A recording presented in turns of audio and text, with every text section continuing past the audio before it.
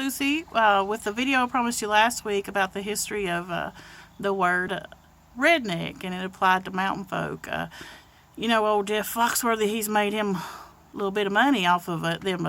If you might be a redneck joke, but there it has a history, and it is a wonderful history, and it's an honor to be called a redneck. As I tell you the stories here, that really means folk who fight back. So if somebody calls you redneck, you say thank you. There's two different stories of where that came from. I'll tell you about the first one, just enough to inspire you to go look it up, because this is not something you hear in the history books. It comes from the 1920s in West Virginia. It's called the Battle of Blair Mountain.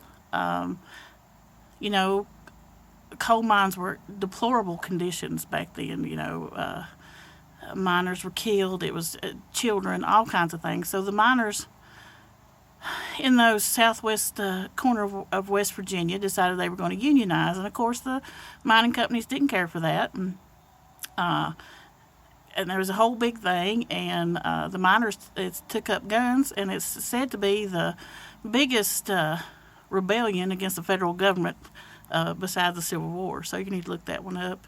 But anyway, when the federal troops came in, the miners wore red bandanas to distinguish themselves from the feds, and thus the name redneck. So you look that one up. But redneck comes all the way from Scotland, from the 1630s, around 1638 to 1641. Them Ulster Scots we talked about earlier that didn't get care none for the British.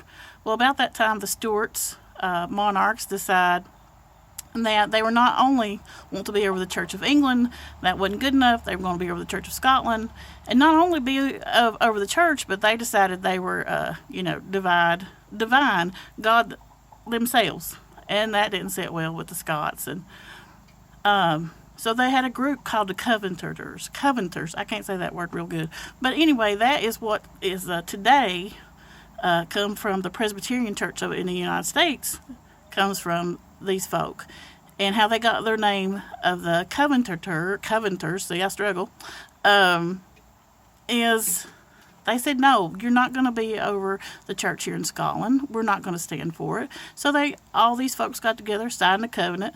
Some of them signed it in blood, and then wiped blood on their neck, and that's where the name redneck come from.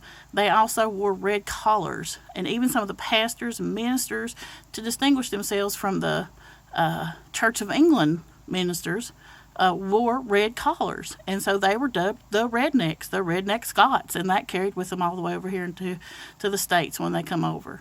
So don't be insulted when somebody calls you a redneck. Say thank you, because that means that I come from folk that fight back. So hope y'all are having a good Monday. It's we kind of got fall weather here in East Tennessee and enjoying it, and we'll be back with you next week. Thank you.